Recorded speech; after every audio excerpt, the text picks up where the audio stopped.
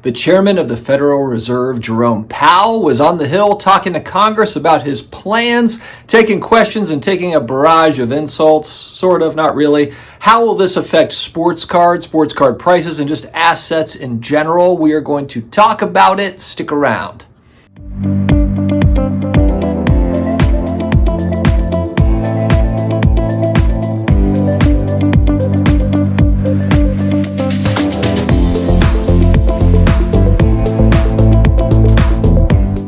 Hello to all my sports card collectors, investors, all of my collectibles friends. How are we doing? It is another day. It is another sports cards collectibles video. I'm glad you're here. Thanks very much for joining me and sticking with me.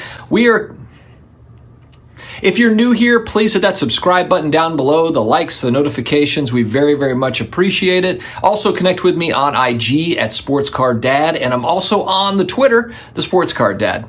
All right, as we like to do, we're talking about some macroeconomic things today. And as I was just minding my own business, I noticed that Jerome Powell was talking. He was talking to members of Congress. He was kind of taking questions, asking, different things. And of course, there was a lot of posturing from both sides as to whose fault it is, a lot of the blame game type stuff. And really, it was more of like, how are we going to get to some solutions? There was some tidbits, though, out of there that I think that we can draw from. I just like to hear kind of what Jerome Powell's plan is as far as interest rates, and why does this matter? Why do you care? Why do I care? The reason why we care is because typically the rising Fed rate has an inverse reaction in many cases to assets and asset classes. Is it guaranteed to have any sort of huge impact? No, but history shows that it does have some sort of an impact, and we're going to take a look at a little bit of history and see if we can draw any conclusions or at least get a feel for what the heck is going on in the world.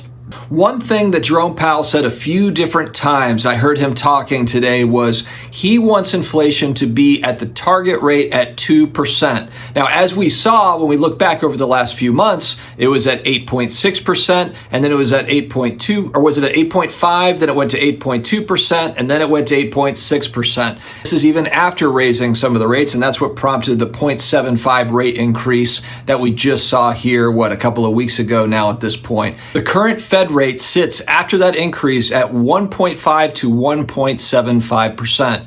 And friends, if we look at history, that is really peanuts compared to where we have been. If we go back, the highest it's ever been, at least that I could see going through these charts, was 1980 when the Fed rate was 18%. My parents actually bought a house in 1981 when I was born, and their mortgage rate was something like that, 16, 17, 18%. It was wild. So when people are talking about 6% mortgage rates now, we're talking about 30-year fixed, they were as high as 18, 19% at one point, going back, 40 years. Now, is the federal interest rate going to be at 18% again? No, it can't, because we have too much national debt. And so if we put 18% on our national debt, we're bankrupt, essentially. So the Fed is not able to raise it quite that substantially. But just to give you kind of a point of view, right now we're sitting at 1.5 to 1.75. So is there room to raise rates more?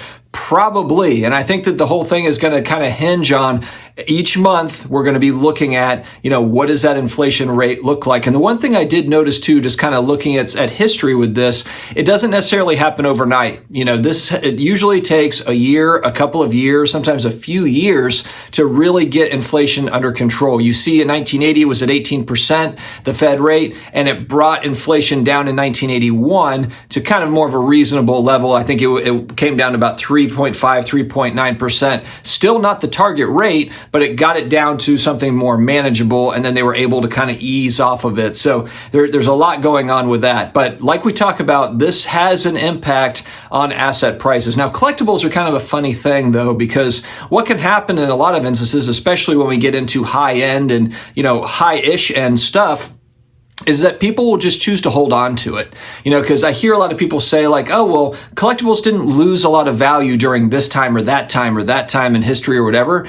Yeah, but is it just because the people that were holding them just didn't sell them? Is that what it is? Because, collectibles as a whole are not as liquid as some of the other stuff. It's pretty easy to move out of equities. It's pretty easy to move out of crypto. Real estate, not as easy to get out of, but Still easier in a lot of cases than in some collectibles, depending on how niche the market is. I think you get the idea. So it's not necessarily that, prices didn't tank for collectibles. It was also probably just that people just didn't sell them. The sales weren't tracked properly, whatever. I don't think that collectibles just kind of weathered this storm, and when we look at I see a lot of comparisons between, it's high-end sports cards versus crypto and Bitcoin, or high-end sports cards versus equity over the last 2 years or 4 years or 6 years or 10 years compared to stocks or whatever. But the problem is we've all been kind of riding this negative interest rate environment. So none of these graphs are showing me a recession. Not really. I don't really call the pandemic 2020, really a recession. It was more of a blip on the radar, and it was kind of this black swan event. I'm talking about an actual recession, like what we went through going back to 2008, 2009. I haven't seen those types of graphs yet, but even still, like I said, you don't have the same sort of volume on collectibles. You don't have the same sort of sales history that's very easy to accumulate to be able to make those data points even really run valid.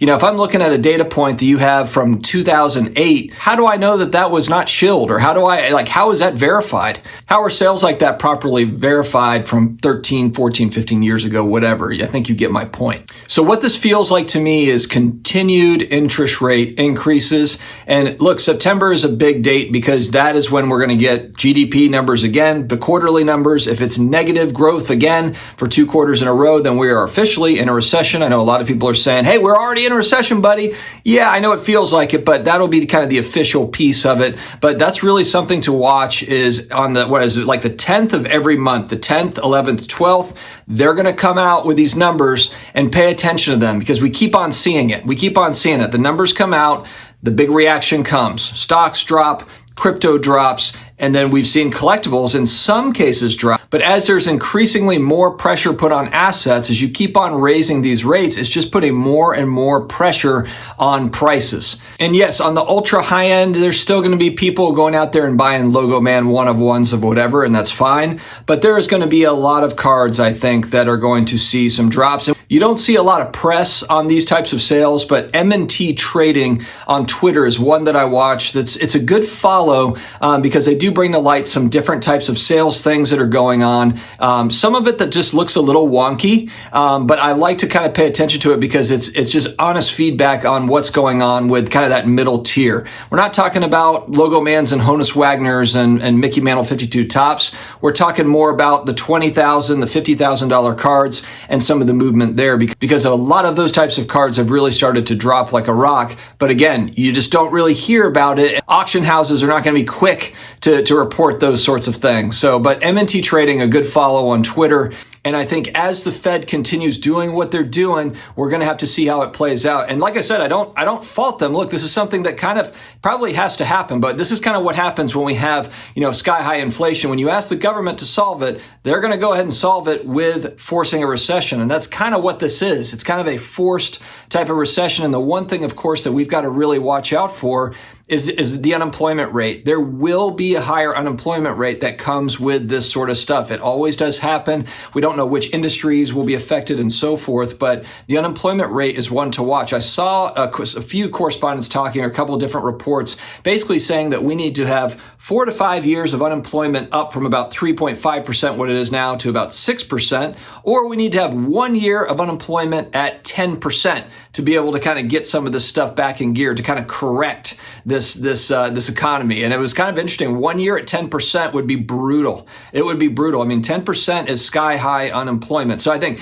that's the thing. If we're able to keep our jobs kind of through this time, that's always the thing. Because if you're able to keep your job, then you're able to buy low, depending on what those assets are. I think there's still some things that are overheated, but I think that we're going to see that change here over the next little bit. But who knows? Maybe it won't. We don't really know. Obviously, I don't have a crystal ball. At least my crystal ball doesn't show me anything. I just stare into it. Nothing comes back. Guys, let me know your thoughts in the comments. Did you see Jerome Powell talking to Congress? What were your overall thoughts on it? I hope you all are well. Stay healthy. Stay awesome. And I will talk to you again later.